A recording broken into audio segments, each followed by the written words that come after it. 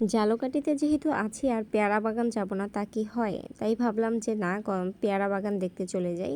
So hello everyone, আসসালামু আলাইকুম। কেমন আছেন সবাই? আশা করি সবাই ভালো আছেন। গতকালকে চলে গিয়েছিলাম পেয়ারা বাগান দেখতে। আর পেয়ারা বাগান দেখতে গিয়ে কি কি করলাম, কি হলো না হলো সব কিছুই শেয়ার করবো আপনাদের সাথে। তবে গলার অবস্থা অনেক খারাপ, কারণ গতকালকে বৃষ্টিতে প্রচণ্ড পরিমাণে ভিজা হয়েছে, যেই কারণে ঠান্ডা লেগে গেছে। সবাই এটাকে ইগনোর করবেন, কারণ এমনিতেও আমার ভয়েস ভালো না, অন্যদিকে ঠান্ডা লেগে তো নাজেহাল অবস্থা, ভয়েসের 12টা বেজে গেছে। ঝালকাঠি থেকে রিক্সা নিয়ে সোজা চলে আসি আমরা ভীমরুলে। ভীমরুলের বড় একটা ব্রিজ আছে, ওইখানে আমাদেরকে রিক্সাওয়ালা নামিয়ে দিয়ে গেল।